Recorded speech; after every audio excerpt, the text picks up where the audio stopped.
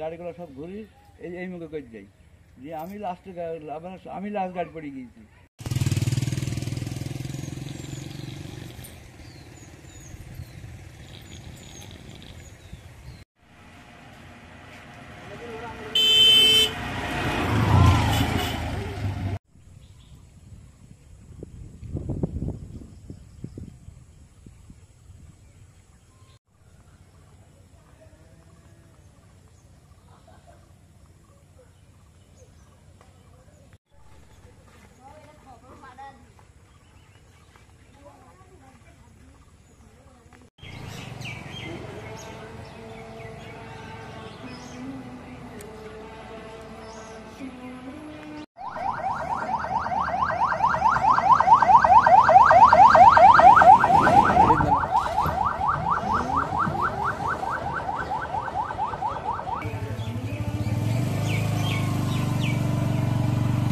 আমরা ভোর 4টে থেকে এসেছি, দেখি গাড়িগুলো সিরিয়ালে দাঁড়িয়ে আছে।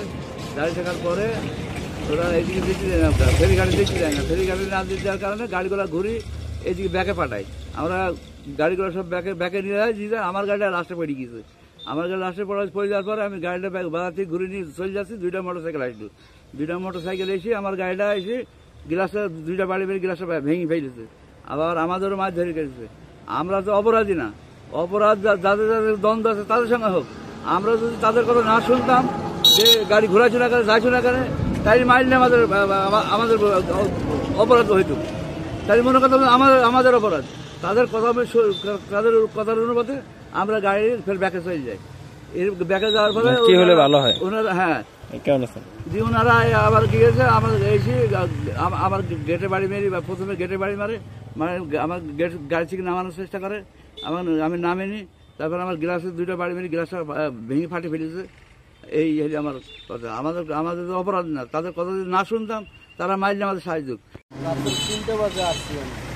এখন একটু সমস্যা আমাদেরকে আর কি রাত্রে এই পর্যন্ত বসে রয়েছি আমরা সিরিয়ালে। দুনিয়ার সাথে সাথে গাড়ি সিরিয়ালে বসে রয়েছে, কিন্তু কোনো গাড়ি আর রাত্রে এই পর্যন্ত ছাড়ে নাই। ফেরি ছাড়ে নাই, গাড়ি যাইতে দেয় না। এখন কি সমস্যা আছে তা তো আর আমরা করতে দেব। এখানে খাওয়াবার ব্যবস্থা নাই। যদি আমাকে প্রশাসন একটু কী করে আমাকে মুক্তি করে দিতে হয়, আমি যাবো লক্ষ্মীপুর। আপনার নাম কি? আমার নাম সলেমান। এটা শুনছি আমি ভাই, যে যারা গেছে দিকটা নাকি ফেরির 2 গ্রুপে নাকি জামজাম লাগছে আর কি, তার সমস্যা নাকি ওইটা আর কি। এটা শুনছি আমি, যারা দিক দিয়ে গেছে ওদের। আপনি কতক্ষণ ধরে এখানে আছেন? আমি এখানে আছি সকালবেলা, একদম ভোরে। কয়টা থেকে জ্যাম লাগছে শুনছেন? এটা আমি যেটা জিজ্ঞেছিলাম, ওরা বলছিল যে আপনার 3টা